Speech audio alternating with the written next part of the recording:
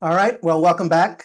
Thanks for joining us again. So to summarize what we talked about last time, we said that Silvio Gesell's economic perspective is based on the idea that the free market system is the best way for society to provide for its material needs, but that what we know as capitalism is a diseased variant of that system due to our unnatural, irrational systems of land and money. If that's the case, the whole notion of choosing between capitalism and socialism is misguided, because supporting the free market system does not equate to acceptance of the capitalistic status quo. And conversely, criticizing the capitalistic status quo does not discredit the free market system. Gesell tells us that we do not need to choose between the free market system and the goals of socialism.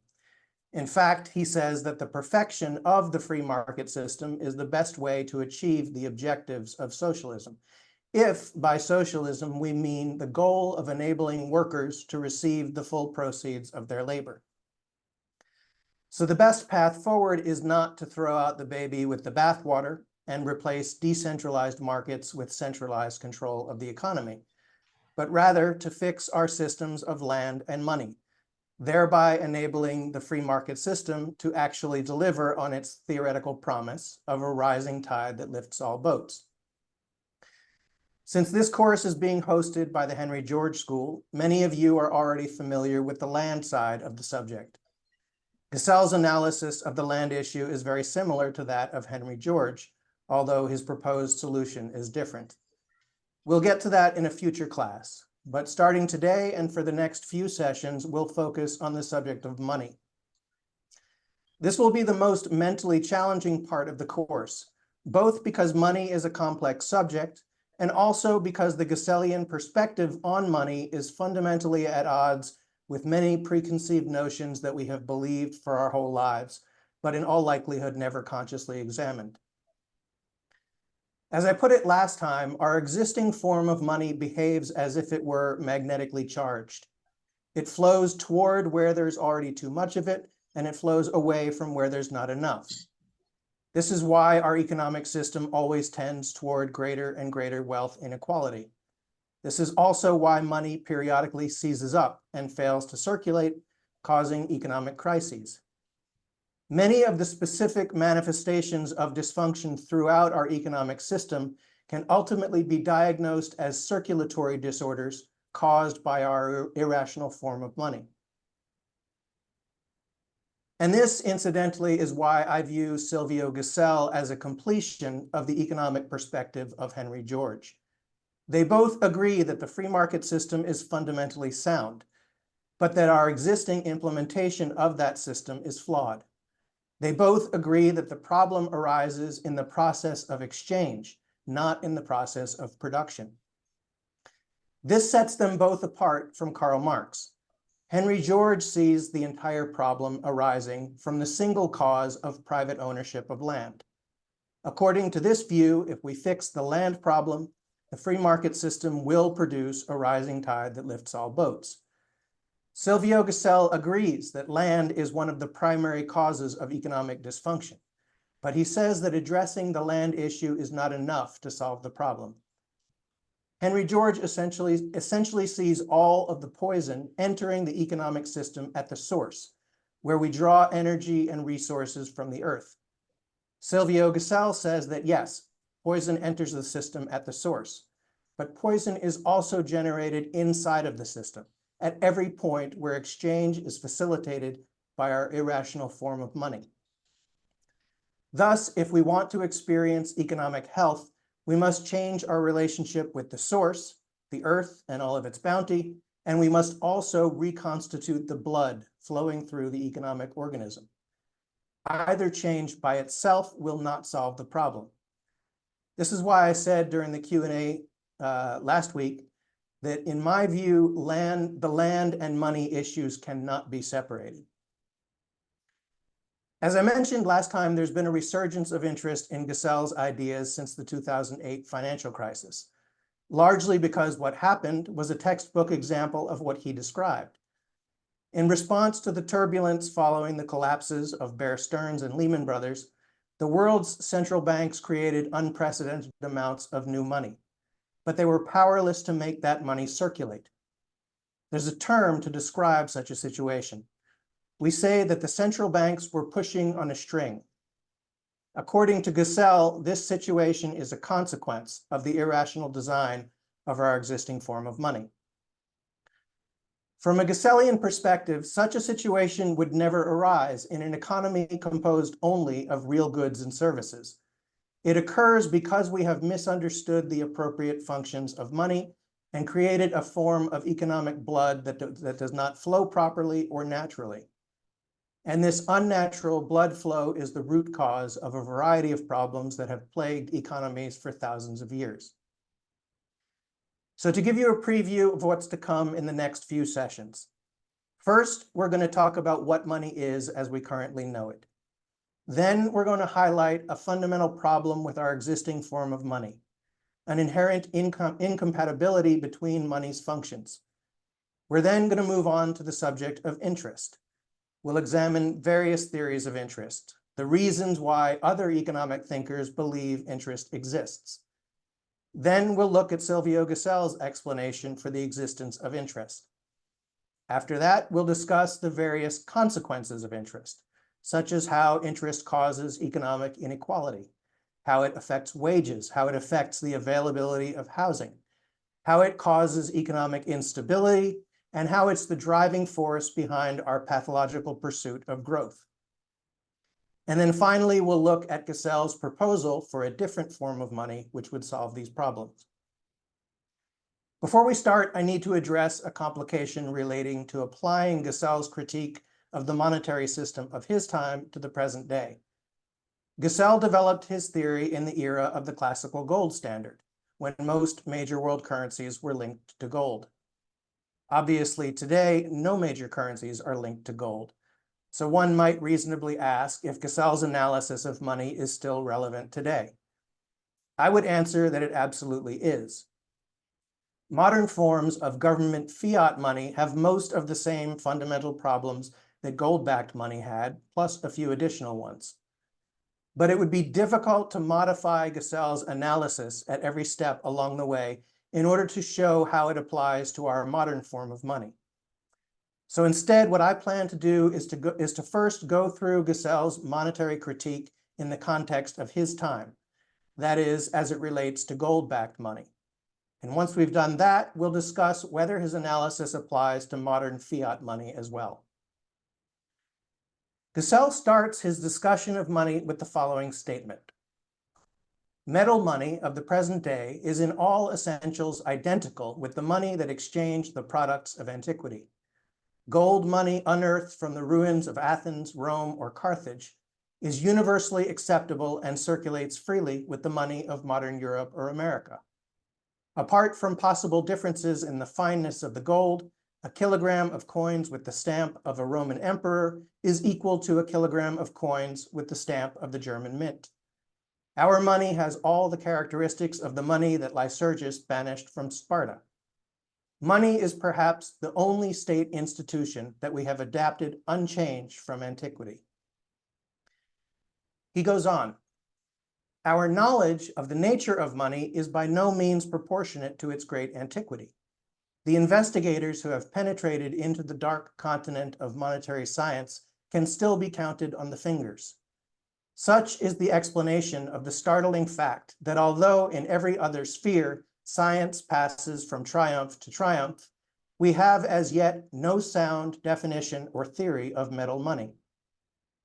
Metal money has been in existence for 4,000 years, has during 100 generations passed through thousands of millions of hands. Yet in the management of money, every country in the world is guided not by science, but simply by routine. The lack of a sound theory of money is the reason why the phenomenon of interest has never been satisfactorily explained. For 4,000 years, we have paid and received countless thousands of millions in interest. Yet science is at the present day incapable of answering the question, whence and why does the capitalist receive interest? Attempts to solve the problem of interest have not indeed been wanting. As an obvious disturber of the peace, interest has received a far larger share of public and scientific attention than money.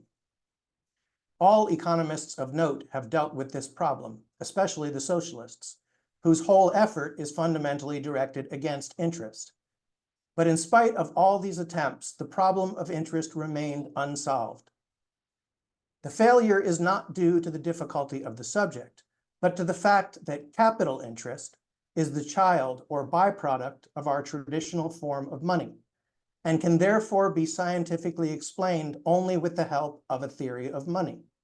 Money and interest, to the superficial observer inseparable friends, have also a close interconnection, a connection in theory. A theory of interest can only be deduced from a theory of money.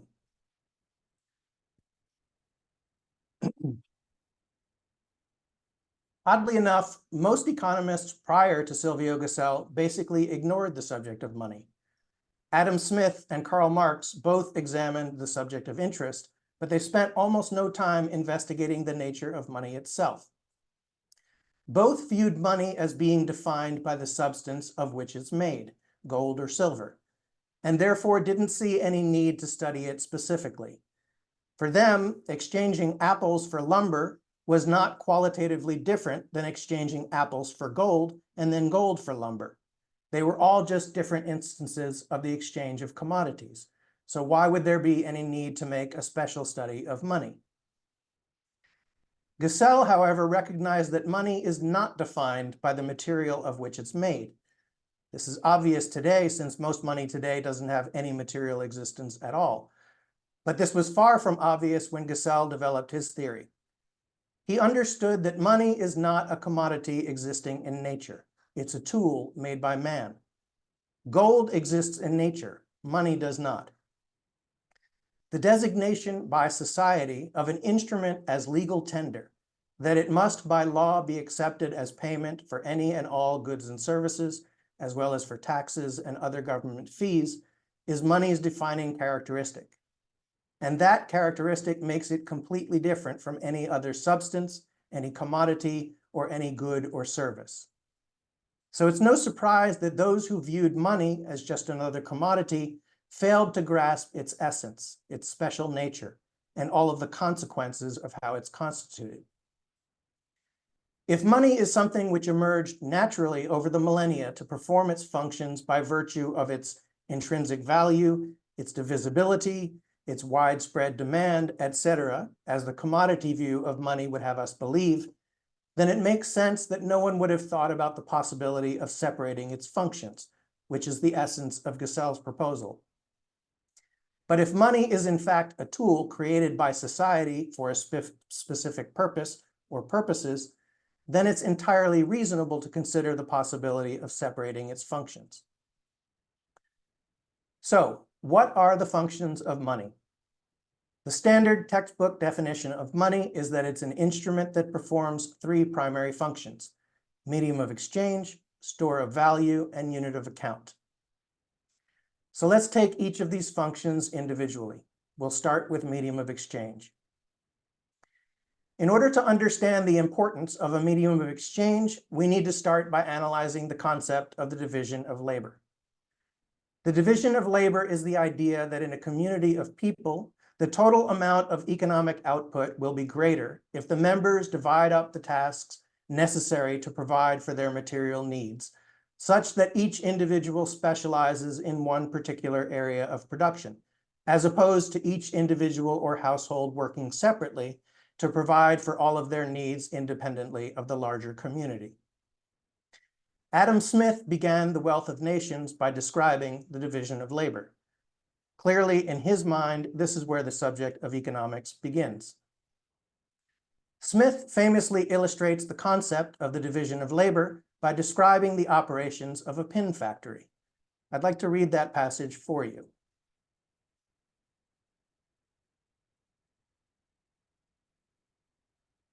He writes, "To take an example from a very trifling manufacture, but one in which the division of labor has been very often taken notice of, the trade of a pin maker, a workman not educated to this business, which the division of labor has rendered a distinct trade, nor acquainted with the use of the machinery employed in it, to the invention of which the same division of labor has probably given occasion, could scarce, perhaps with his utmost industry, make 1 pin in a day, and certainly could not make 20. But in the way in which this business is now carried on, not only the whole work is a peculiar trade, but it is divided into a number of branches, of which the greater part are likewise peculiar trades. One man draws out the wire, another straights it, a third cuts it, a fourth points it, a fifth grinds it at the top for receiving the head. To make the head requires 2 or 3 distinct operations. To put it on is a peculiar business. To whiten the pins is another. It is even a trade by itself to put them into the paper. And the important business of making a pin is in this manner divided into about 18 distinct operations, which in some manufactories are all performed by distinct hands, though in others the same man will sometimes perform 2 or 3 of them. I've seen a small manufactory of this kind where 10 men only were employed, and where some of them consequently performed 2 or 3 distinct operations. But though they were very poor and therefore but indifferently accommodated with the necessary machinery, they could, when they exerted themselves, make among them about 12 pounds of pins in a day. There are in a pound upwards of 4,000 pins of a middling size. Those 10 persons therefore could make among them upward of 48,000 pins in a day, each person therefore making a 10th part of 48,000 might be considered as making 4,800 pins in a day. But if they had all wrought separately and independently, and without any of them having been educated to this peculiar business, they certainly could not each of them have made 20 and perhaps not 1 pin in a day. That is certainly not the 240th, perhaps not the 4,800th part of what they are at present capable of performing in consequence of a proper division and combination of their different operations. So the first thing to note is that the division of labor doesn't just increase the productivity of labor by 10% or 50% or 100%. It increases it by thousands or tens of thousands of percents or even more. The example of a pin factory was chosen because it shows the incredible magnitude of the increase of productivity caused by the division of labor, even in a very simple manufacturing process. Now imagine how many times more the productivity of individual labor is magnified by the division of labor when it comes to manufacturing a smartphone or a car. An individual working alone couldn't produce 1 iPhone or 1 Toyota, even if he or she spent an entire lifetime working on it. Given the enormous power of the division of labor to increase the productivity of human labor, it directly follows that the vast majority of all of the wealth on Earth owes its existence to the division of labor. If the 10 people in the pin factory had been working individually and separately, they could not have made a combined total of 200 pins in a day. But working together, they could make 48,000. That means almost all of their output only exists because of the division of labor.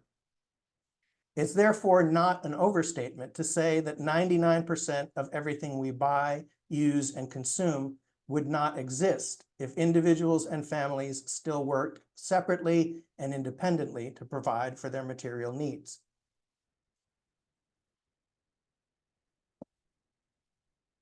Barack Obama in 2012 somewhat inartfully said, quote, "If you've got a business, you didn't build that." He could definitely have expressed himself better, but he was making a valid and important point. Almost no one in the modern division of labor system can really be thought of as being solely responsible for the creation of whatever good or service they produce.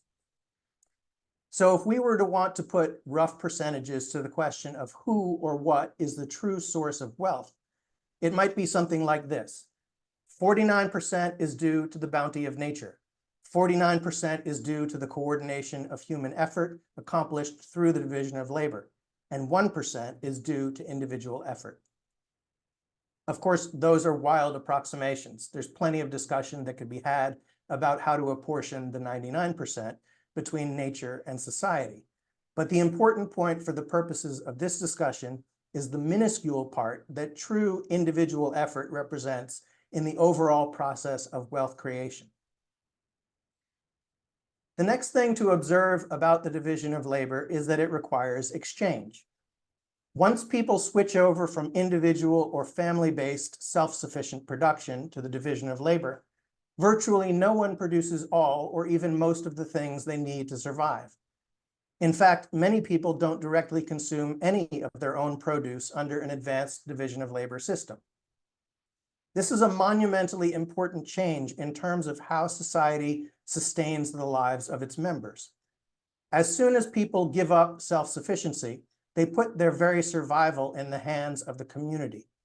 Since no one any longer produces all of the things he or she needs to survive, successful exchange literally becomes a matter of life and death.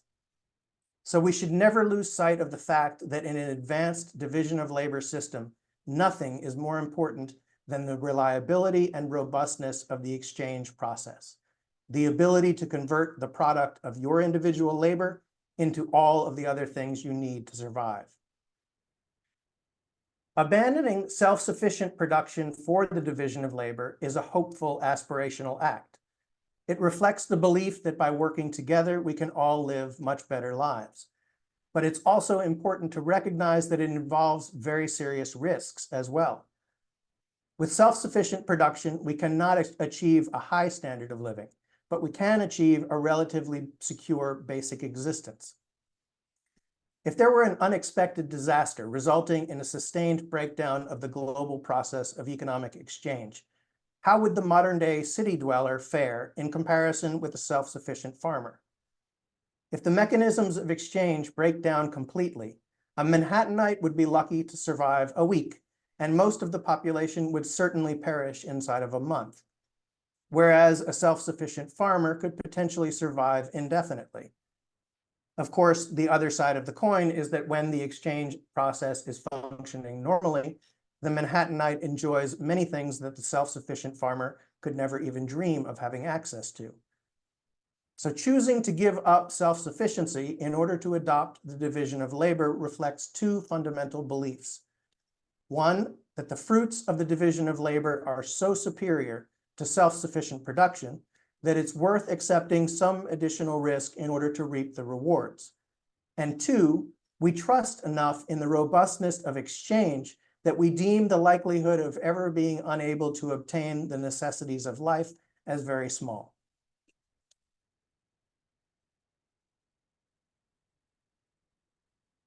The next point to note is that in order for the division of labor to progress very far, a medium of exchange is required. The alternative, direct exchange of goods and services, that is, barter, is highly impractical and has rarely been a widespread form of exchange on any significant scale throughout history. This is primarily due to the problem known as coincidence of wants. In other words, for two people to make a successful exchange via barter, person A needs to want what person B has at the same time and place and in the correct proportions that person B wants what person A has. And more often than not, wants do not coincide. What happens if person A wants what person B has, but person B wants what person C has, and person C wants what person A has? Barter does not easily lend itself to facilitating such exchanges. And this is where a medium of exchange comes into the picture. A medium of exchange solves the coincidence of wants problem. If everyone agrees to use a generally accepted form of payment instead of direct exchange, person A can use the medium of exchange to purchase what person B has. Person B, in turn, can use the medium of exchange to buy what person C has, and person C can then buy what person A has. The introduction of a medium of exchange vastly expands the scope of possible exchanges when compared to barter. Now think of any complex modern product. Think of a smartphone, think of a car. Now think about the extent of the division of labor which is necessary to produce those items. From digging the raw materials out of the ground to having a completed smartphone, there are probably tens of thousands of discrete steps involved. it's hard to imagine how an economy that had to rely on barter could ever achieve the coordination necessary to produce a smartphone. In fact, it's hard to imagine how such a society could produce a toaster oven. Think about your daily life. Think about all of the items you use or consume. Now think about the scale of the division of labor that's necessary to produce those items. How many of those items could possibly be produced within the extremely limited constraints on the division of labor that would be present in a barter economy? Everything else owes its existence to the use of a medium of exchange. So now let's talk about money's other primary function, store of value. Let's say your area of specialization within the division of labor system is the production of milk. You're a dairy farmer. If you were living in a non-monetary, that is, a barter economy, how would you ever accumulate the purchasing power to buy a car or a house? Your product has a shelf life of a couple weeks at best. It would be difficult, if not impossible, to ever have enough of your product on hand at one time to barter for big-ticket items. Money, in its capacity as a store of value, provides a way to convert the product of your labor into a form that can be accumulated until you have enough to buy a car.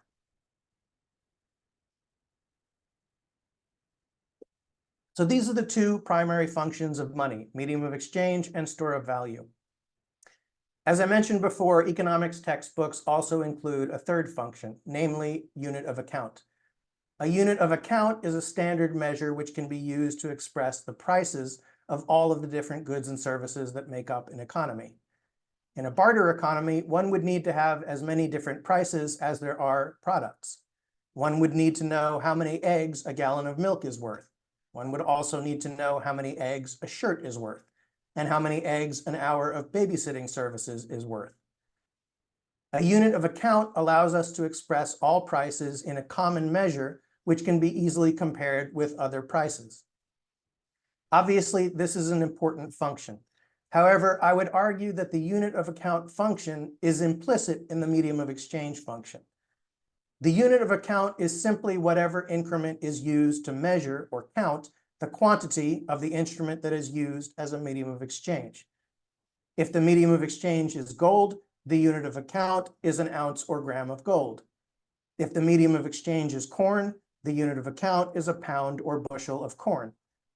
In fact, can we even imagine a medium of exchange which would not also perform the unit of account function? So while a unit of account is certainly important, I don't think it needs to be considered as a separate function from that of medium of exchange. I consider unit of account and medium of exchange as one combined function. So really, medium of exchange / unit of account and store of value are the two functions of money. Okay, so now let's make an observation about the natures of a medium of exchange and a store of value. Medium of exchange is a dynamic function. Money functions as a medium of exchange when it's in motion. Money in your wallet or in a bank vault is not functioning as a medium of exchange. It's only when it changes hands that it performs that function. Store of value, on the other hand, is a static function. For the most part, the purpose of a store of value is to stand still. So the dynamic characteristics of a medium of exchange and a store of value are essentially opposite. Now let's ask a question. While both are important functions, is it necessary that medium of exchange and store of value should be performed by the same instrument?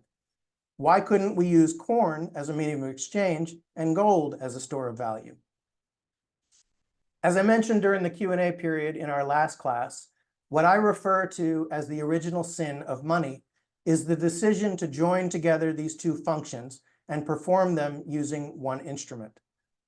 As I've written about in an article on the Silvio Gesell Foundation Substack, creating one instrument to perform both the medium of exchange and store of value functions is like designing a car with one pedal to perform both the gas and brake functions. Gesell writes, "The power of money to effect exchanges, its technical quality from the mercantile standpoint, is in inverse proportion to its technical quality from the banking standpoint. Just as the technical quality of a gas brake pedal from a gas standpoint would be in inverse proportion to its technical quality from a braking standpoint. We started this class with the question of why money earns interest. Silvio Gesell argues that interest exists because we made the irrational decision to join our medium of exchange with our store of value. From his perspective, doing so was a fundamental mistake, and interest is the consequence of that mistake. So we need to examine the relationship between these two functions in depth. For this purpose, I like to draw an analogy between money and water. Water can flow and water can stand still. Flowing water represents money functioning as a medium of exchange. Still water represents money functioning as a store of value. Let's imagine that there's a stream with a community of people living on its banks. But this is no ordinary stream. This is a magic stream that enables people to transform the product of their labor into any other good or service that they want or need. The dairy farmer puts his milk into the stream and draws out of it bread, clothing, shelter, and everything else that he and his family need in order to live. This magic is the division of labor. The stream is a vital public resource, and the lives of everyone in the community depend on its flow. Now let's say that certain individuals choose to divert the flow of the stream in order to build private ponds.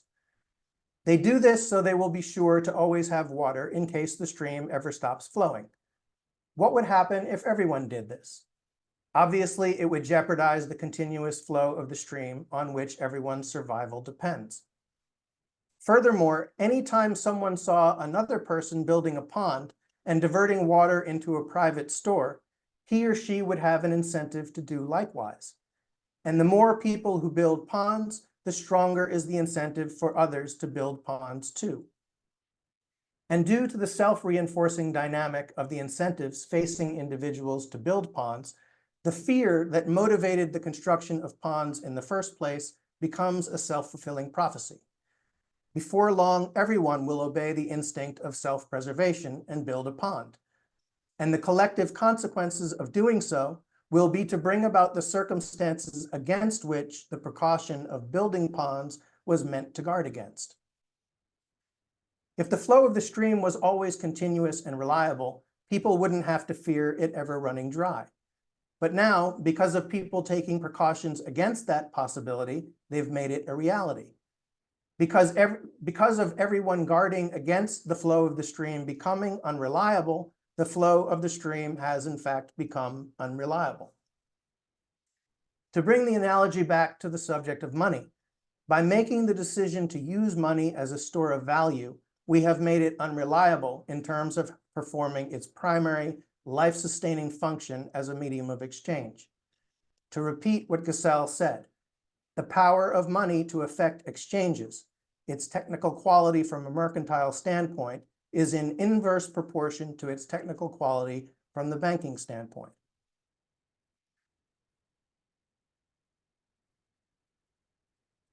Now, because of the inherent tension between money's functions as medium of exchange and store of value, the flow of the stream becomes inconsistent. Sometimes too much water is diverted into ponds and the stream runs dry. And other times, everyone decides to release their private stores of water all at once, and the stream overflows its banks. Silvio Gesell tells us this is because the store of value function is an unnatural, incorrect use of money. This is an idea that most people would reflexively respond negatively to. The idea that money should be saved is so deeply ingrained in us that to suggest otherwise makes most people uncomfortable. But I would argue that this is another example of what I discussed in the previous class. Ideas which cause discomfort because they conflict with beliefs we've held our whole lives, but have perhaps never consciously examined. We're all taught from childhood that saving, using money as a store of value, is a good thing. We think of saving as responsible behavior and of thrift as a virtue. And while I would never go so far as to say that saving is inherently bad, I absolutely would challenge the notion that it's always beneficial.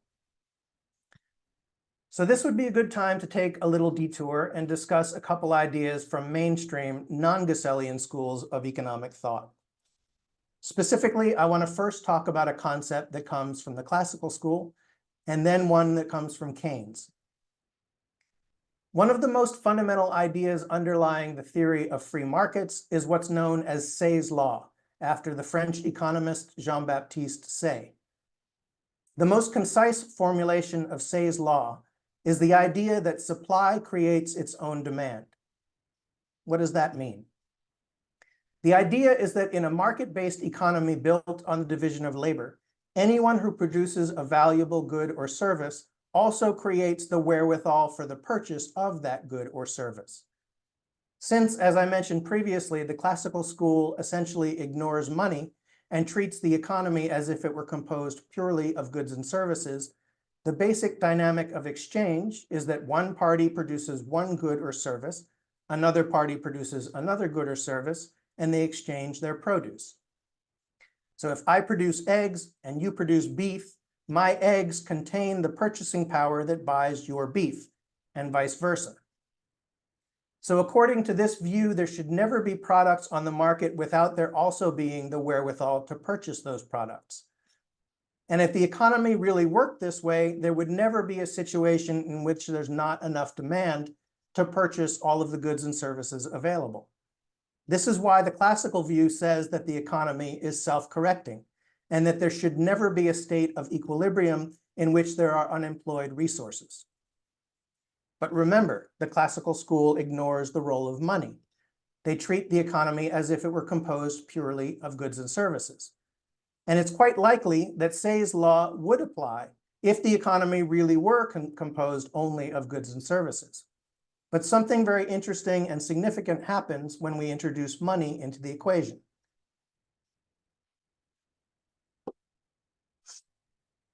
In direct exchange of goods and services, barter, the acts of buying and selling are part of the same action. It's a logical impossibility to sell without buying in a barter system. When one sells one's products in a barter transaction, they simultaneously buy an equivalent amount of someone else's products. So there's always an exact balance between buying and selling. But now let's think about what happens when instead of barter, exchange is accomplished via money. The first thing to note, and this is a hugely important point, is that in a monetary economy, buying and selling are separated into two distinct actions. I sell my eggs for money, then I use that money to buy your beef. But what if I decide not to do the second part? What if I sell my eggs and then just hold on to the money? Now, all of a sudden, buying and selling are no longer automatically balanced. And that means that Say's law does not necessarily apply. It's now possible for there to be an oversupply of goods and services if some people choose to sell their produce and then just hold on to the money they receive. In other words, if they save. Let's see what Silvio Gesell has to say about this issue. He writes, "Money was made to help the producer of wares to exchange his products for the products of other producers. Money is a medium of exchange and nothing more. Money makes exchange possible, and exchange is complete only when two producers have exchanged their products.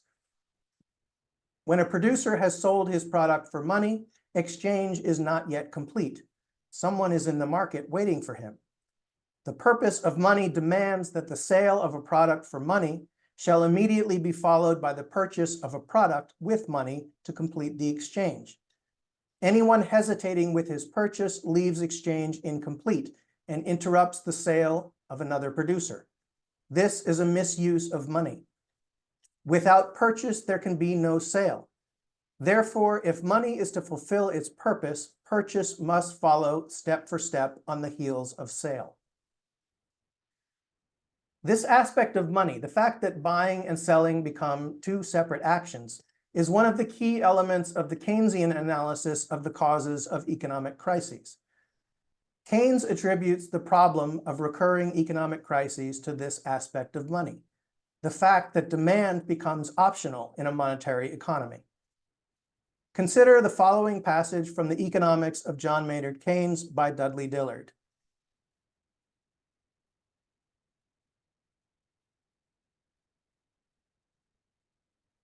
Most people are so accustomed to viewing saving from their own individual point of view that it's difficult for them to think of saving from the social or community point of view. Saving is, to most people, putting money in the bank, or into securities, or into the mattress or an old sock. It is only by an act of conscious intellectual effort that we think far enough into the economic process of society to realize that saving is a two-sided affair. Attempts to save which are successful so far as the individual is concerned, since he adds to his individual wealth, may be self-defeating and even positively harmful so far as society at large is concerned. We plan to save for society as well as for ourselves, but in the absence of cooperation from entrepreneurs, we do not assist society even when we attain our personal objectives. Putting part of a monthly salary into a savings account means only that an individual has not spent all of his income.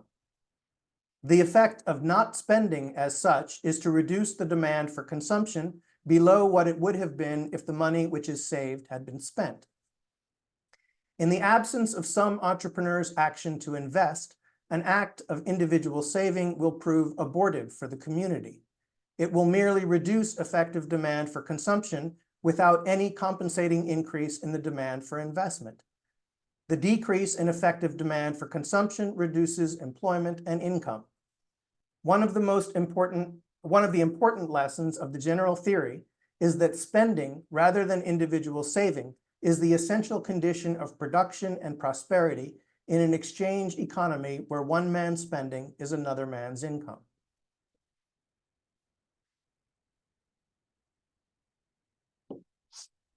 So what does it mean that saving is a two-sided affair? It means that in order for an act of saving to be productive, for it to be fruitful, for it to create additional wealth, it has to be paired with an act of investment. If you've got $10,000 in earnings that you choose not to spend, that fact alone won't bear any fruit. Putting money in a safe doesn't generate a return. It's only if someone else has a productive use which that money can be put toward that those savings can be used to create additional wealth. So saving is an important and necessary part of the investment process, but it is not by itself a fruitful action. In fact, when you think about it, saving isn't an action at all. It's actually the lack of an action. It's the absence of the act of consumption. So now, getting back to the analogy of the stream, building ponds isn't necessarily harmful. Under the right conditions, it can be beneficial, both to the individual who builds the pond and to the community as a whole. But remember, the flow of the stream is the essential condition for the sustenance of life. Consumption is one form of flow, and investment is another form of flow. When one consumes, money flows to the people who produce the goods and services consumed. When one invests, money flows to employees, suppliers, etc. In both cases, money remains in motion. This is why, in order to benefit society, acts of saving must be matched with acts of investment. Money must be kept in motion. If it isn't, someone will be unable to find a buyer for the goods or services he or she produces and exchanges in order to procure all of the goods and services his or her family needs, but doesn't produce for themselves. So let's imagine two different pond construction projects. In the first case, someone just digs a hole and diverts the flow of water to fill the pond without considering the effects on the community. Let's say he does so at the height of summer, when the flow of the stream is already low. The pond may benefit the person who dug it, but the diversion of water is done at a time where it negatively impacts the flow of the stream and thus harms the community. Let's repeat part of the quote I just read. Attempts to save, which are successful so far as the individual is concerned, since he adds to his individual wealth, may be self-defeating and even positively harmful so far as society at large is concerned. This first pond building project may be harmful to the community. even if it benefits the person who builds the pond. Now let's imagine a second pond building project. Let's say that someone who produces more than he consumes knows someone else who's currently unemployed, but who wants to start a new business. If the saver puts his excess money at the disposal of the prospective entrepreneur, three things happen. First, the saver achieves his objective of setting aside wealth for future use. Second, an unemployed member of the community gains access to the resources he needs in order to engage in economic production. And third, water flows both into and out of the pond, such that the flow of the stream is not adversely affected. In other words, unlike the first scenario, in which an individual act of saving is self-defeating and harmful as far as the community is concerned, in the second scenario, the individual achieves his objective and the community benefits as well.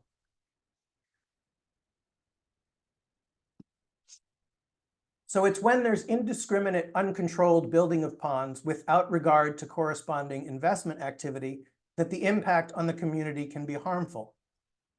And remember that pond building is a self-reinforcing process because it's driven at least in part by fear. Individuals fear running out of water, so they build a pond. Then when other people see ponds being built, they start to worry that their access to water might be impacted, so they build ponds too. Pond building leads to more pond building. And this makes the danger which pond builders were guarding against, which may not have been very significant at first, all of a sudden become very real. In fact, it can become a matter of life and death. And this is essentially what happens during an economic crisis. Fear causes people to take steps to increase their individual security. They increase their own saving, which, remember, is actually more accurately described as decreasing their consumption.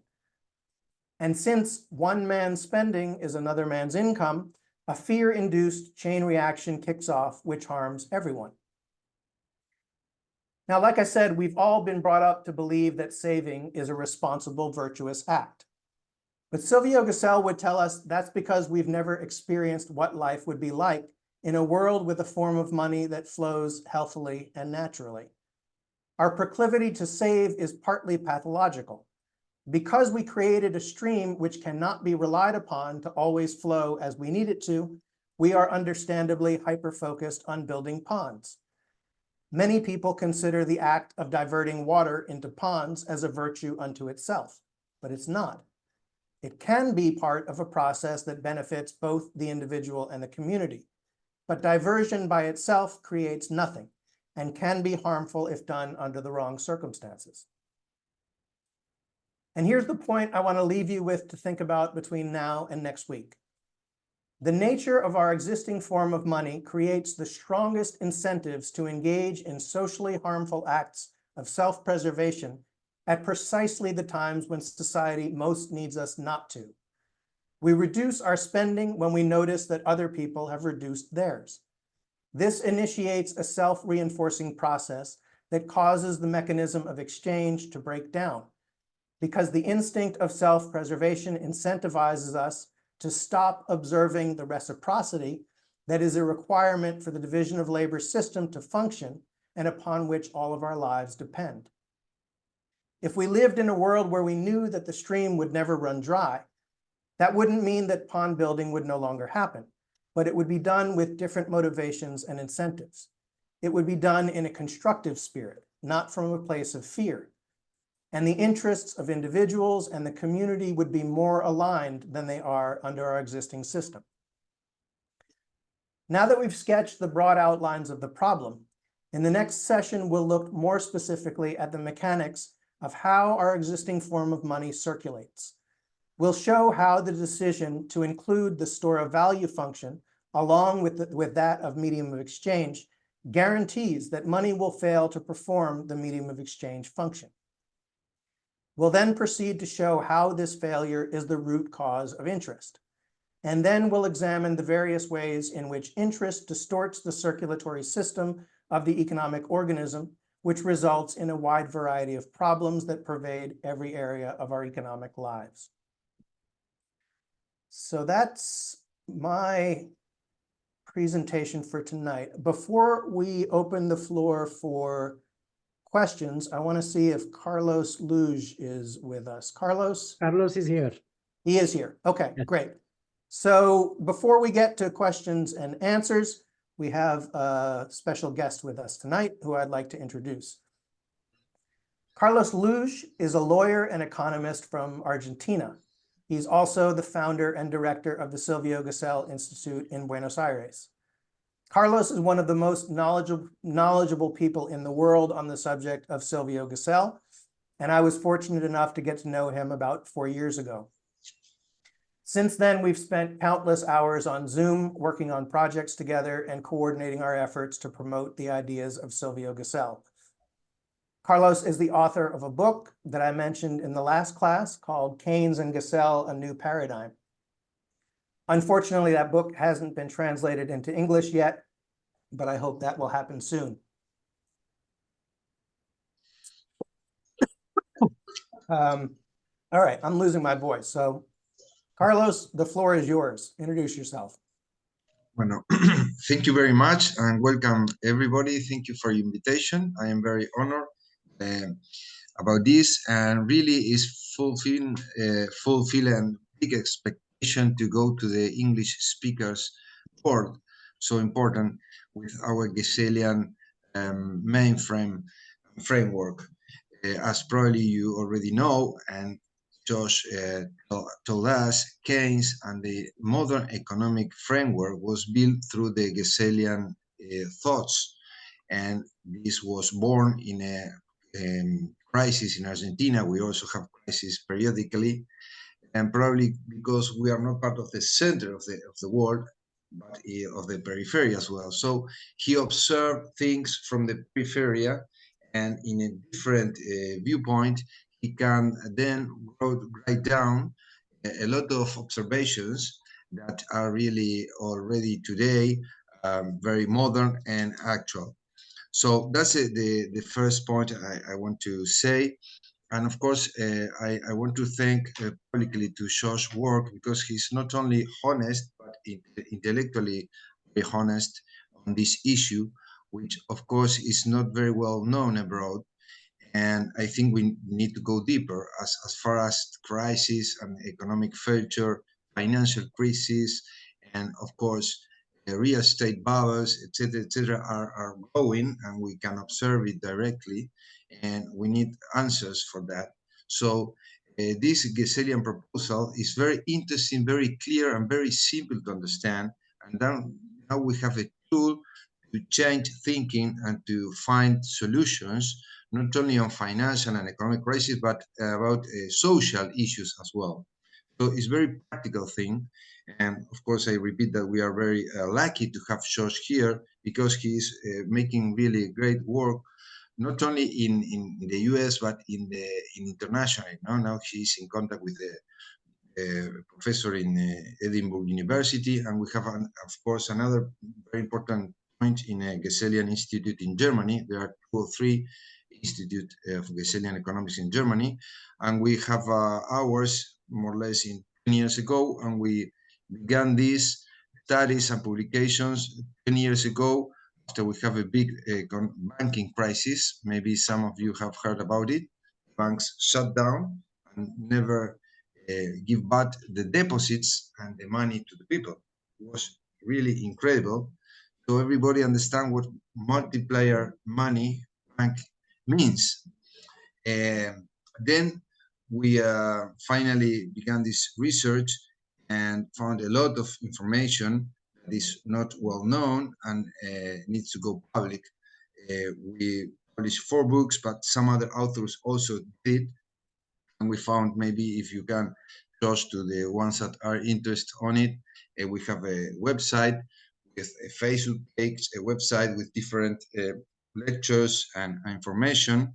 And this allows us even to rebuild our national history, because we are so focused on financial culture and financial education that we miss the economic roots of production of classic economy.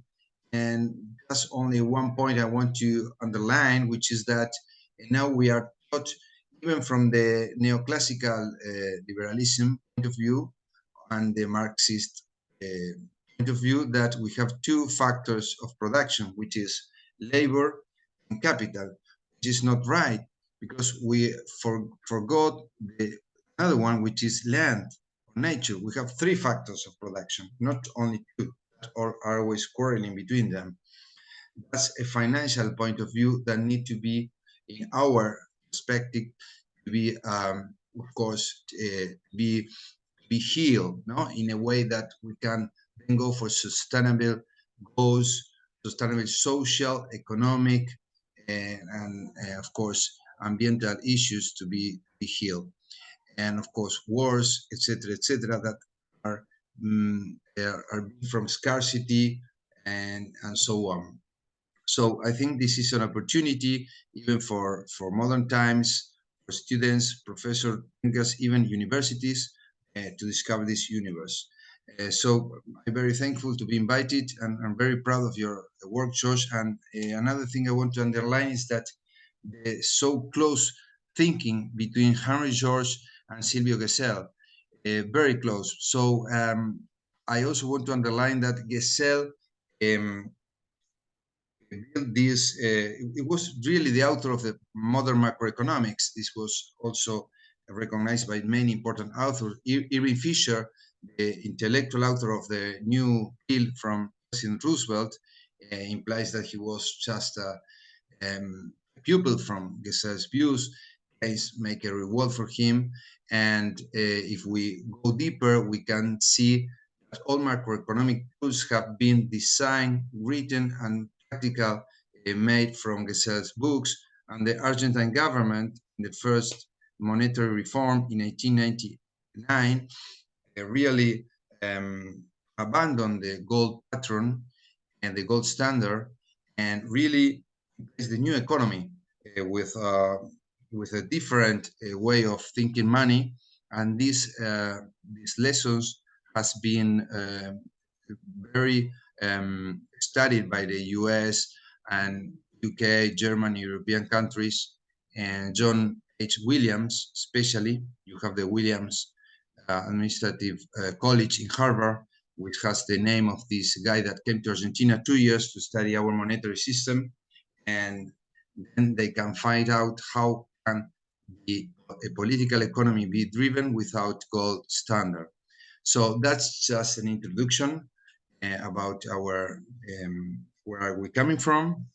And really, we have a big world and universe to be discovered. Very interesting. It's really exciting, and it's in a positive way that we can then fix many of our problems.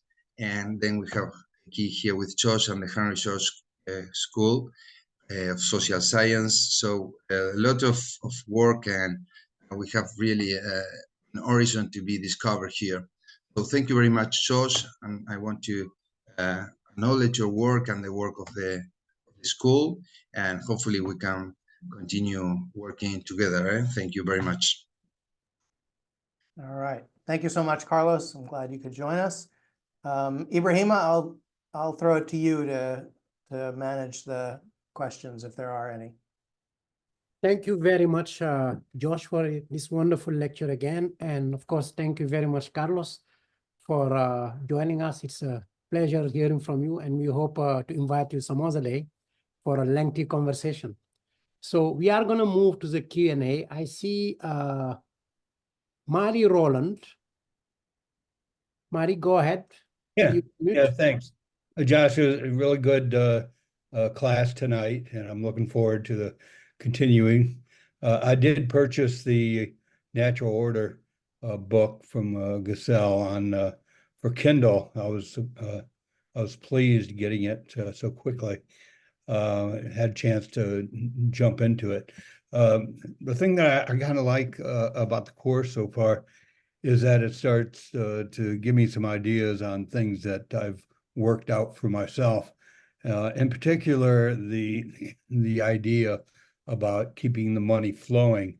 It kind of relates to the false notion of some, well, mostly conservatives who talk about small government as if they can live in their suburbs and their protected communities. So with that idea where, like in New York City, I'm a city employee. I work for the Parks Department, and I'm very familiar with how money getting collected to do some of these goods and services. That's really addressing what I see, what you were talking about today, is keeping the money flowing as opposed to some suburb where people don't even talk to each other. So is that a valid point in terms of what you had to say tonight? I'm not sure I understand the question. Can you reiterate the Yeah, the I guess last what part? I'm trying to say is that you're talking in terms of the economy and keeping the money flowing rather than saving it. And a lot of ways conservatives are talking about it's all about the producers and these worthless consumers that piggyback or free ride on the consumers waiting for handouts and social welfare and that kind of crap. So in line with what you had to say, by having those goods and services that people want, kind of like the Northern European model, where people pay high taxes, but they're happy because they're getting something in return. Is that a way of expressing what you just talked about tonight? I think absolutely money must, under all circumstances, flow.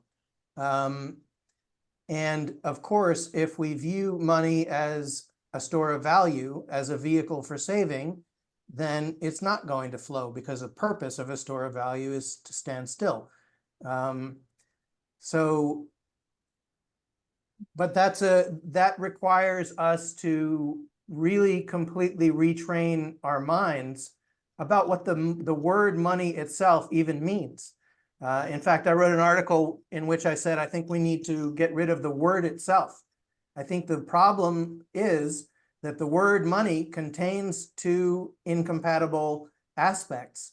And how can we teach our minds to think about the word differently and to pull apart those two definitions? So I actually think the word itself is doomed. I think we need to split it into two different words. I would propose currency to be the medium of exchange. And last thing I want to mention is you mentioned that you had gotten Natural Economic Order on Kindle. I hope it's an old translation and not a modern version, because there are some almost unreadable editions currently in print in English. There's no, as far as I'm aware, there are no good English editions currently in print. There's a very good translation that was done maybe in the 1920s by a guy named Philip Pye. That's a good edition. But you'll know it if you start reading it and you just find some absurd editing and missing graphs and stuff like that. You'll know you got the bad edition. But you can find a PDF of the Philip Pye version online. And one of the things on the to-do list of the Silvio Gesell Foundation is to edit and publish a new English language edition of the Yeah, it Natural looks like I Economic got Order. the 1920. Okay, then you're probably okay. Yeah. Sounds good. Thank you. Rob, you need to unmute. Yes. I have two questions. The first one is, let's say we split the two functions. How do we stop people from still choosing a store as a store of value for exchange? Like, how do we get people to use our superior currency? Okay. I would be ruining the fourth session of this class if I answered that question, but the Gesellian proposal is a form of money which cannot be held and used as a store of value. But how do we stop people from using a different currency? Okay, we say this is a new currency with Demirage, let's say. How do we stop people from either way using, I don't know, the American dollar or something instead? Oh, they can. They can. I mean, it's just probably going to prove impractical for them to do that. But it's very interesting that you make that point, because that was essentially Keynes's critique of Gesell. Keynes was, for the most part, a big admirer of Gesell, but he said that Gesell's analysis had a defect. And we're going to talk about a paper that was written by a professor at the University of Edinburgh, Scotland, who examines this question, who examines the supposed defect that Keynes identified with Gesell. And it was what you essentially just said. If we make money unhoardable, then people are going to hoard other things like gold and precious stones. And yes, they will do that. That's a natural thing to do. But I don't think anybody's going to walk into a supermarket and buy their groceries with a ruby or with a bar of gold. The convenience of the generally accepted medium of exchange is unfathomably important. And I cannot envision a scenario in which other hoardable stores of value also become generally accepted media of exchange. And my second question then is this generally accepted notion. I think money also has a function as being a kind of protection racket, vouchers. So you pay, it's the voucher you gave to the state for protection. So if you don't pay your taxes, there is violence. So money also has this function, being specifically used to pay your taxes. And I wondered if Gesell has anything to say on this.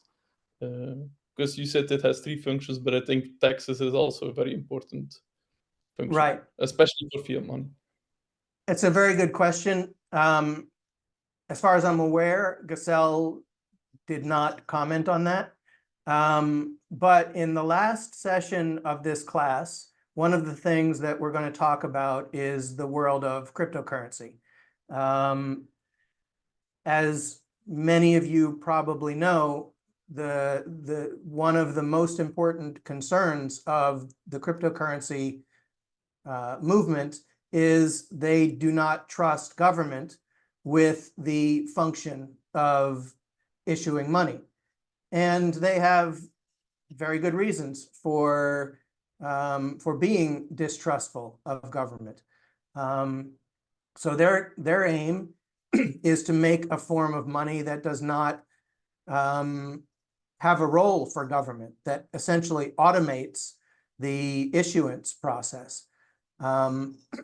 There's a lot to say about that subject, and like I said, it's going to be part of our last class. My personal opinion is that the technical challenges of really decentralizing money are so complex that it's hard for me to imagine that it can be accomplished by a decentralized digital currency. I don't think it's impossible, but I think that if I had to bet, I would say that creation of money will, for the foreseeable future, remain a function of government. I want to say one last thing, and we'll get into this also in a future class. A Gesellian form of money would greatly reduce the scope for improper government interference, corruption. The rules of money creation under a Gesellian system would be extremely simple, extremely transparent, and have very little scope for bad actors using the system to benefit themselves. Thanks. Great. Dodson. Good evening, everyone. I actually have a question for Carlos. I wonder if you are familiar with any members of the small Henry George community in Argentina, which has a long and robust history. And I have spent some time trying to compile that history. So if you're interested, I can point you in direction of the material that I've compiled that you may be able to familiarize yourself with. But have you had interaction in your life with some of the members of the Henry George community in Argentina? Thank you, Edward.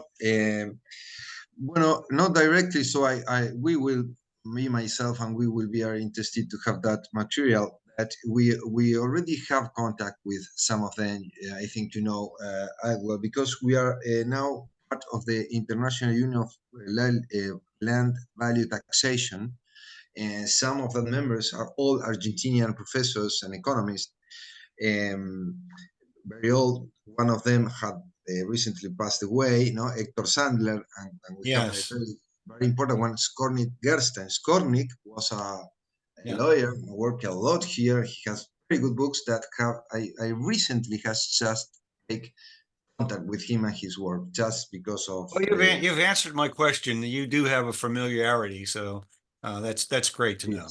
Thank you. Thank you, Edward. And we are rebuilding. It's like a rebirth of the whole thing. We were losing because of political things, etc., etc., and we are now rebuilding the whole thing.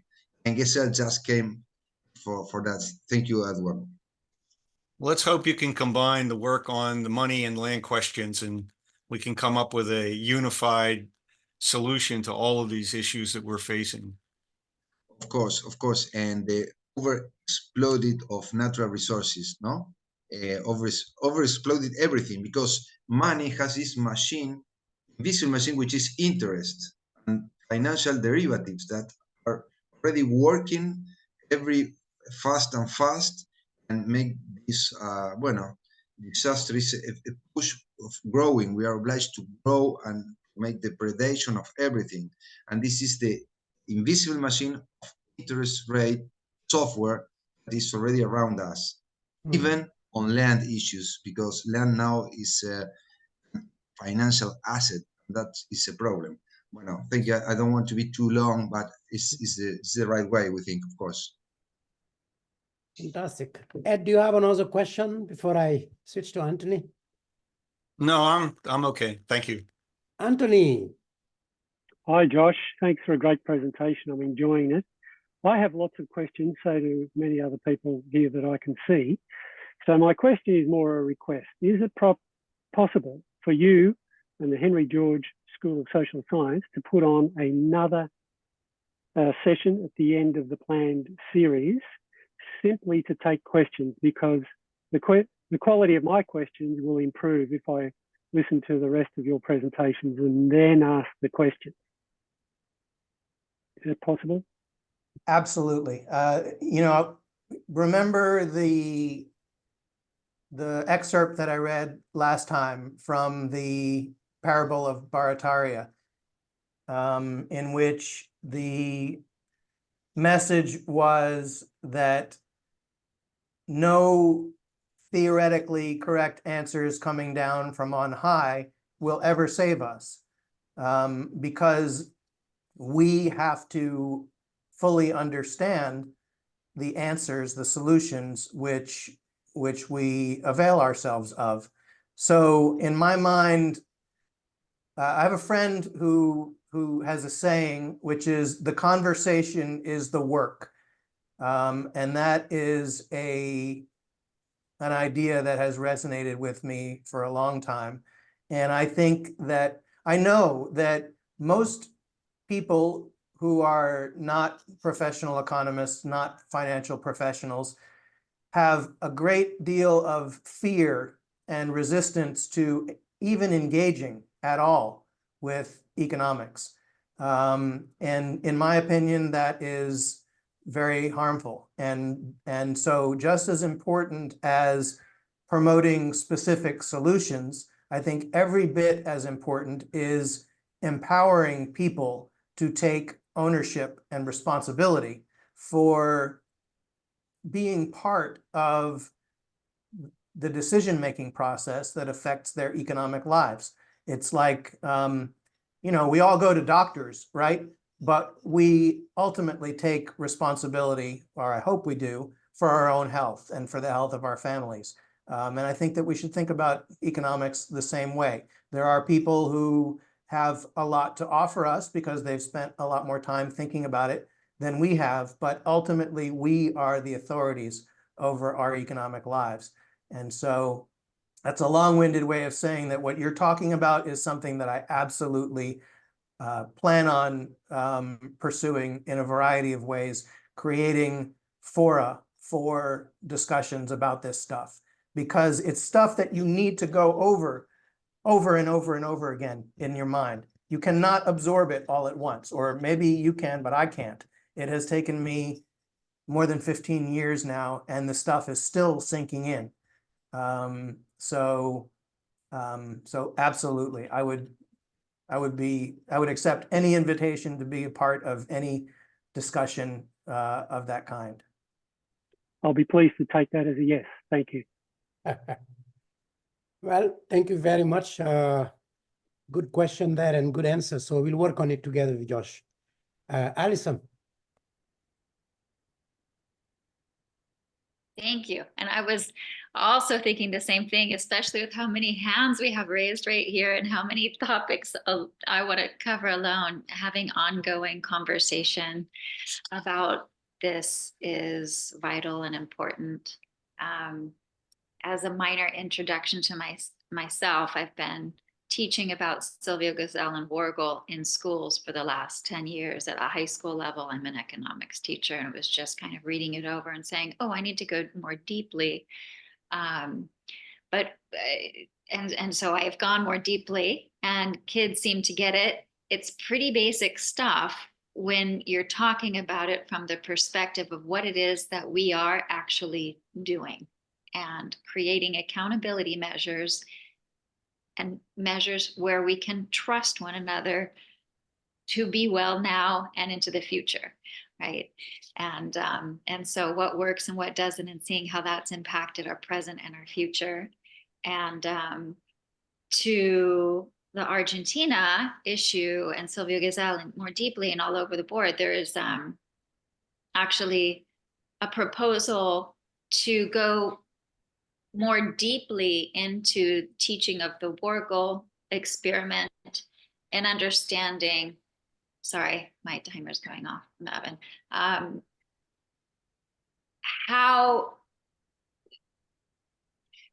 there was, what the promise is. So anyway, that would be an interesting thing to work on with a group of people, is to help high school students, but at all levels, really understand what was happening in Wargel, what they were tried for, falsely or not falsely, what was the mayor promising with these vouchers, right? And was that the most effective way to get it to work? And so it's just a deep dive.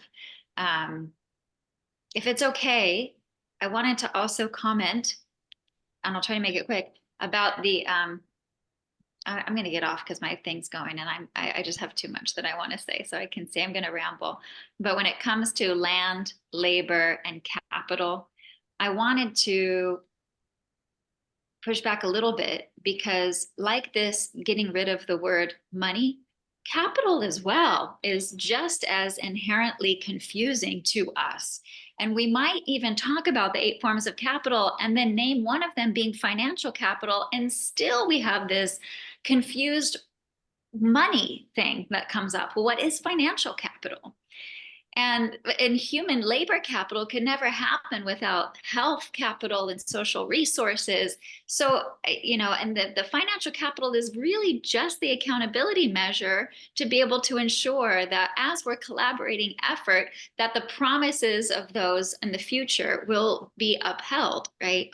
And so, that's what we've got. I think we've got this toxic cloud of carbon that's driving climate change, and we have this toxic cloud of empty promises that's held in derivative markets and trying to find its way into crypto, Bitcoin things, and any kind of asset, just so that we can stow away what fundamentally is a toxic, empty promise that needs to die. So when we can understand capital as the resources of our well-being differently, and our medium of exchange as an accountability towards what good or service is being offered.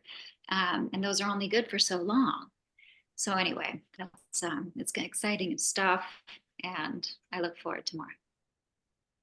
I think you, well, she had to go to the kitchen, but I want to respond to the point about the word capital.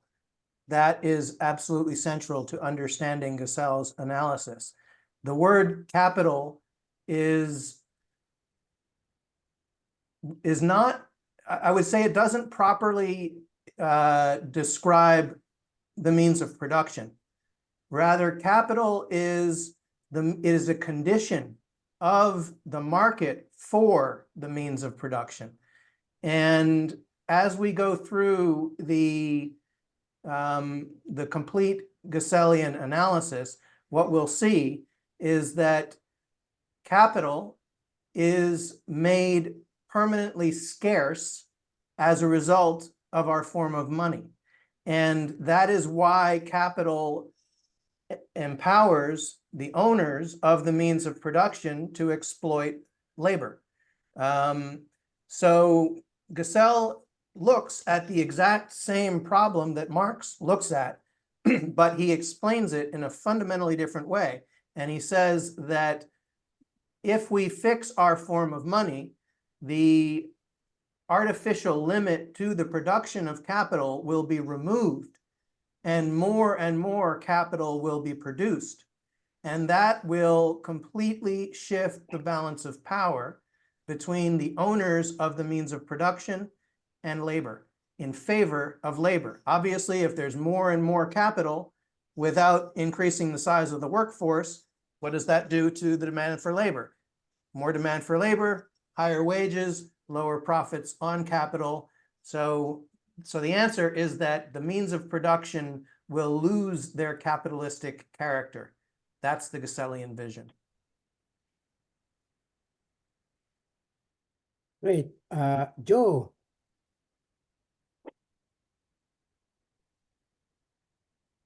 I think you are muted, Joe. I was. Yeah. Thanks so much for this. It was very good, and I look forward to the coming weeks. You established at some point, I think, what Keynes would have called the paradox of thrift.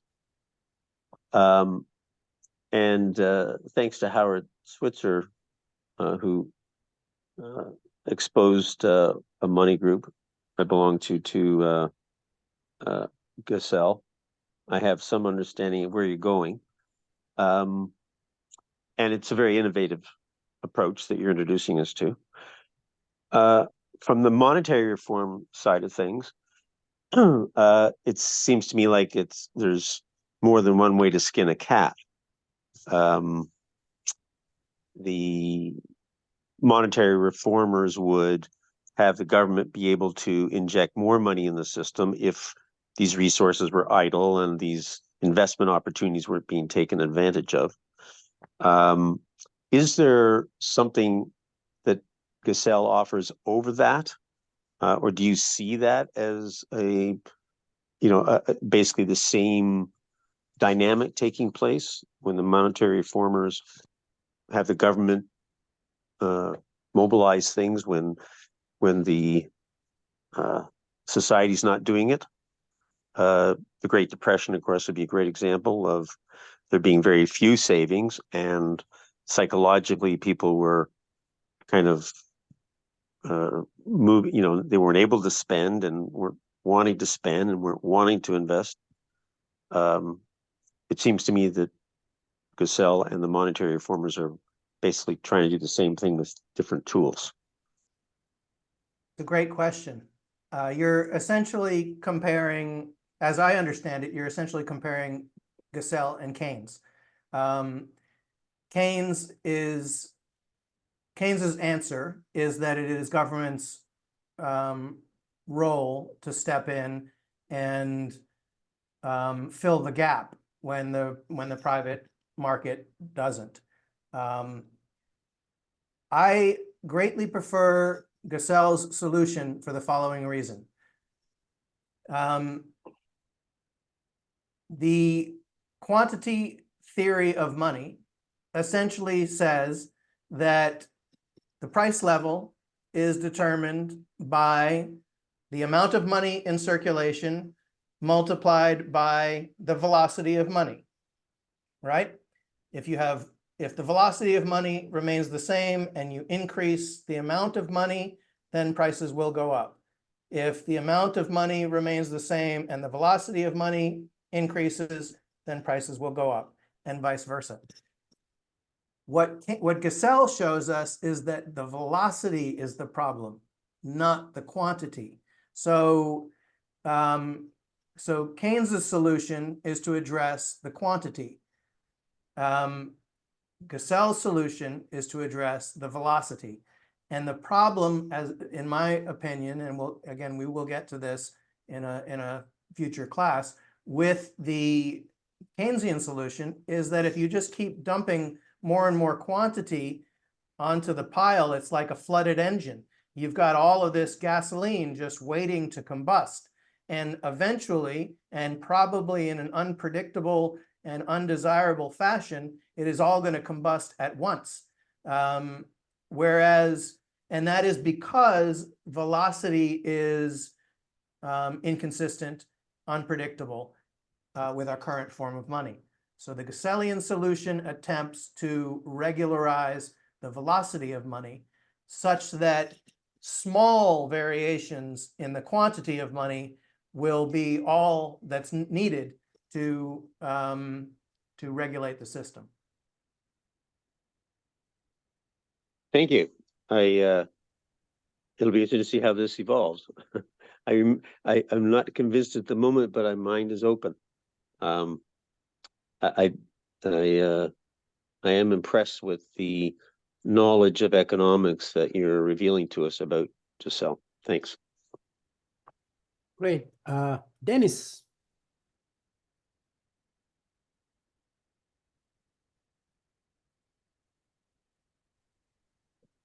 I don't see him anymore.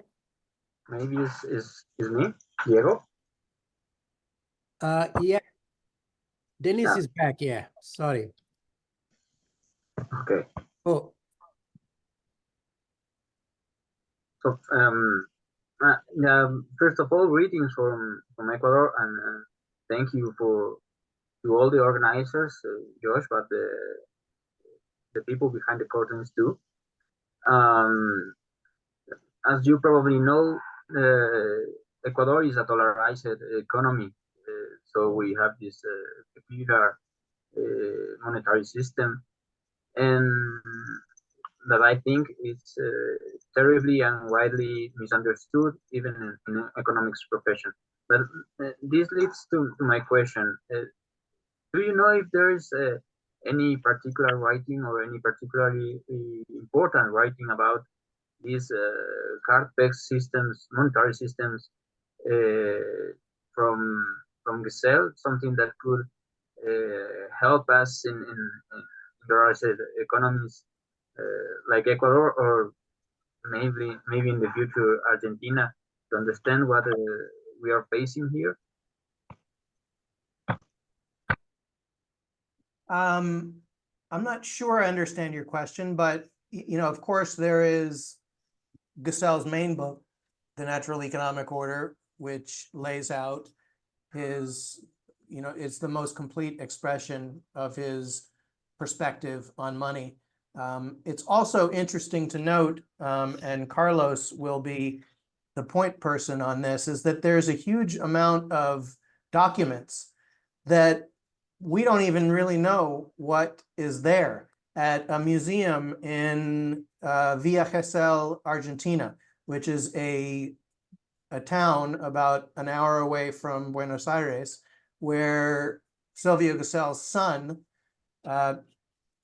had a home, and in this home there is a Gesell museum that has a ton of documents which no one has yet gone through and systematically archived and translated. So there's a lot of Gesell's writings that simply have never seen the light of day in English, at least, because they've not been translated. So, you know, in terms of scholarship, the Gesellian movement is really at a very, very early stage, which for me is exciting because it means that anything that we do pushes the ball forward. You know, if you're working in a much more developed academic field, it's harder to make a big difference. So in my mind, there's so much. You know, my to-do list is a mile long, as I'm sure is Carlos's, and there's so much fruitful work waiting to be done, just waiting on manpower and resources.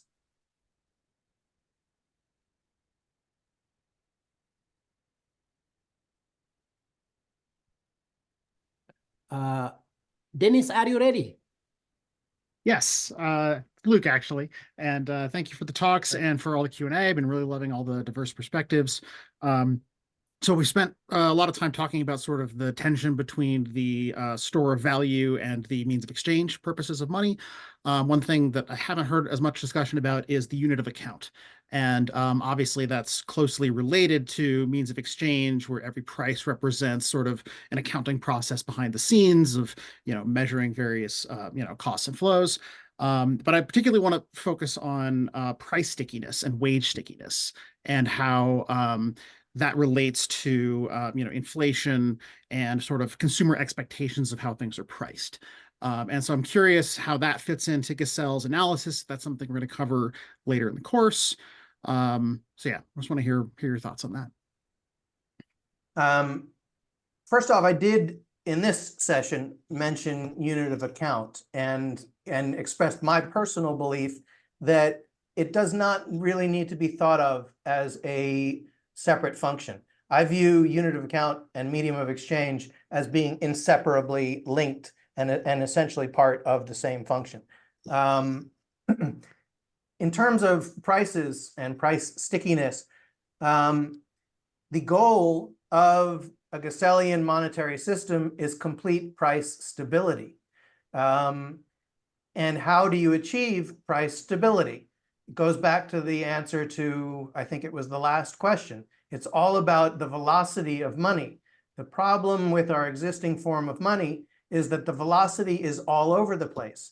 Sometimes the velocity is very fast, sometimes the velocity is very slow, and the central authorities have no ability to affect the velocity.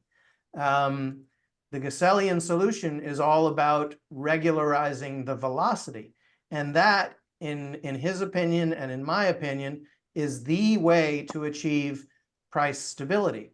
If velocity of money is stable, then it becomes really just a technical matter of making small adjustments to the quantity to maintain a stable price level. It's really insanity that we live in a system where the Federal Reserve's job is to balance, quote unquote, desirable inflation with a whole bunch of other considerations like unemployment, and those are all symptoms of the problem. The problem is velocity of money, and the solution is what we're going to talk about in the next couple of classes.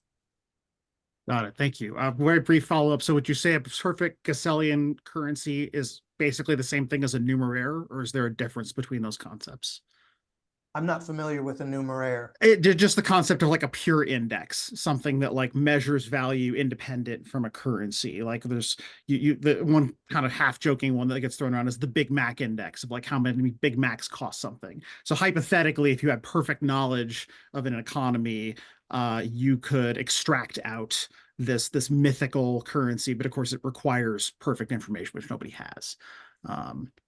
Yeah, and a price index is a critical and necessary part of governing a Gessellian currency, because you need to obviously know what is happening with prices in order to make those small adjustments to the quantity of money to keep prices level.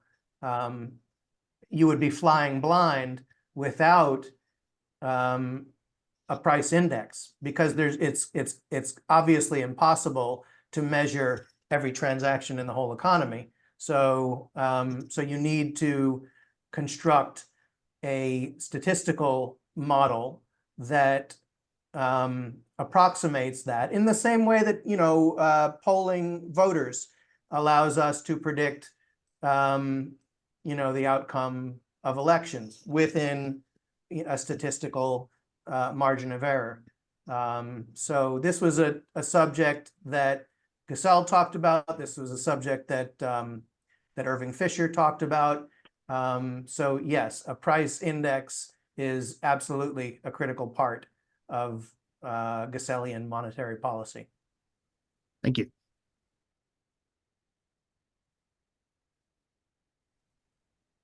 Right. Wayne, you wanna step in? I'm unmuted now, yes. Okay. Two things. One was mention of the available translations of the Natural Economic Order. I was able to get a copy, a printed version of the Natural Economic Order, translated by Philip Pye. And this one I had was actually printed in India. But I was able to get it on the internet for about $30 American. The other is that I see it as almost inevitable that great and rapid increases in the money supply, as happens in hyperinflation itself, accelerates the velocity of money. I remember taking a course in modern German history from a man who grew up in Germany and lived through the 1923 inflation. And he reported that his father was paid 3 times a day, and his mother would immediately show up, collect the money, and immediately spend it as fast as possible, because the prices were doubling every 2 or 3 days.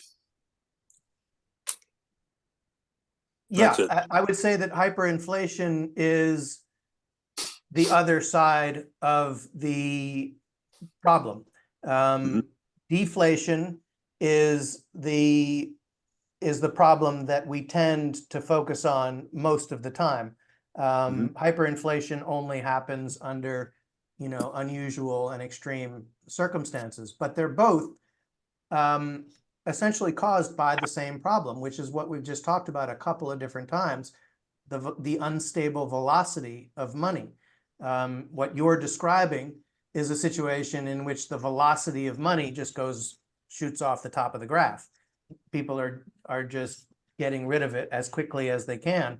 So it's circulating, you know, absurdly fast. So the point is to stabilize the velocity of money, and that is the solution to both deflation and inflation. Thank you. Ed. I wanted to make a comment with regard to Allison's challenge of trying to deal with the term capital.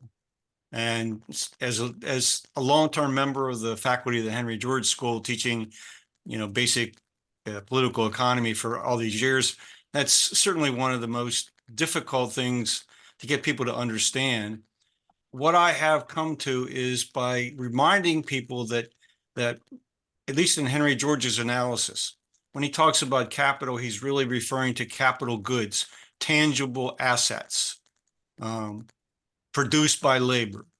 And one way to make that clear to people is to say that capital goods are depreciating assets. Think of anything we produce it's a depreciating asset. And so a depreciating asset requires ongoing expenditure of labor and financial assets to maintain the quality of that capital good.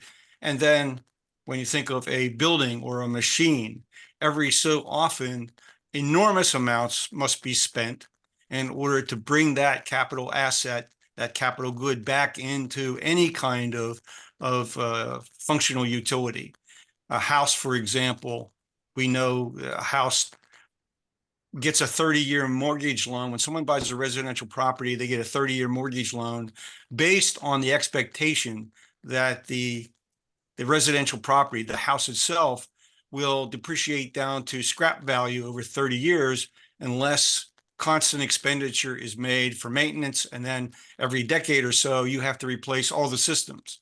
And so that's pretty consistent with how I teach the distinction between capital goods as tangible assets and the other types of assets that are called capital, but which are really not. Yeah, one other comment I'll make, following up on Wayne, and I may have mentioned this before, but a really great analysis of the downfall of the Weimar Republic was written by an Austrian journalist named Bruno Heilig. And in his analysis of what happened to Weimar, it's not just the money issue, but it was intense land speculation, intense speculation in the property markets. And I think if you look at every hyperinflation experience, you can see that intense speculation in property markets goes hand in hand. Whether it's a cause or an effect has a lot to do with the timing, I think, of the influx of additional credit and allocation of the money to that market. So those are just some observations that I made, it came to based on our conversation. Just to respond to the point about capital, that's such an important insight that no individual piece of capital holds its value. But if you view capital as a process rather than as an object, then it can hold its value. And maintaining and replacing equipment is part of the process of capital. So the Gesellian promised land, if you want to call it that, is a world in which the rate of interest goes to zero and in which capital generates exactly enough return to maintain itself, so that capital becomes a pure store of value, but not a source of growth. It doesn't enable the owner of capital to grab wealth created by someone else. It is what anyone who during the productive years of their lives who earns more than they spend and wants to provide for their old age when they're no longer able to do that, buys capital. And capital as a process is a way to put current wealth into the future for future use, rather than hoarding of financial assets. I would only add this observation, again, it's a sort of a teaching tool more than anything else. I ask students to visualize the aggregate total value of capital goods as a pie. Like this. Every year that pie is being consumed and depreciating, but we're also producing more. So the question is, are we better off if the size of the pie at the end of a particular period of time is larger than when we began? And our value system has always been in the growth model, that we have more capital goods, quantity of capital goods. Whether or not the monetary value stays the same or not, I think is immaterial to that question. But do we as a people want our supply of capital goods to always be growing? And I think it's a value question. It's a moral question. Because the capital goods have to come from nature.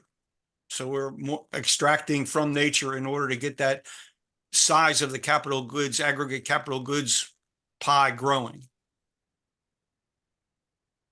Yeah, And with depends that, I upon will be quiet. depends upon a lot of things. Depends upon whether population is growing or not. So I don't think that there is a correct one-size-fits-all answer to that question. I think it's a very complex picture that we need to look at all aspects of. So that would be a great discussion topic for the the conversations that Anthony proposed, and that I absolutely hope will become an ongoing thing, perhaps, out of this class. Hey, Josh, just a commercial. On Wednesday evenings, I'm in the middle of teaching the basic course on political economy for the school at 6:30 p.m. Eastern time. So if anyone wants to join us, you're certainly welcome. And we'll eventually have a lot of opportunity to talk about a lot of these things in the course. Well, it looks like we've added about 45 minutes to the session tonight. What do you think? Shall we take one more question and then we call it an evening? I'm here. I'm happy to stay for as Okay. long as there are questions. All right, let's take one more question, and that would be the last one. Rob? I had a quick question for Carlos.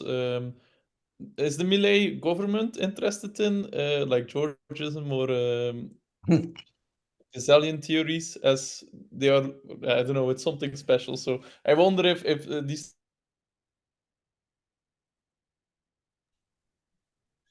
governments have any interest in what we are doing or not. It's very clear, Robert. Your system is freezing. I don't know if you could repeat it again. Ah. Maybe you could turn off the camera so that, the voice at least. Okay. Yeah. If the Milei government is interested in any of the things we are doing as Georgists and Gesellians, yeah. It's very interesting to see and know about this, because it's very exciting if you know history. I will go to a point in a minute, but the Austrian school, los austríacos, no, the Austrian guys, indirectly came from here, from Argentina and Spain, because von Hayek and von Mises and Hayek said, Rothbard, another Austrian economist, says that really the Austrian school began in Spain, in the Scholastic School in Salamanca University.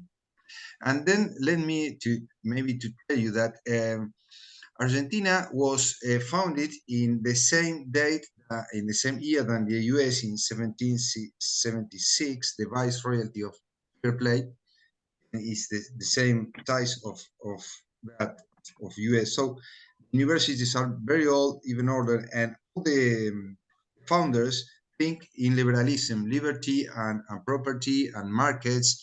But since we are all from the Anglo-Saxon world, even in Argentina, we didn't know that. So since Milei has been studying Austrian economists from Austria, not from Argentina tradition, and the Austrian school is very financial school that really seeks for financial assets and money, although they say it's free.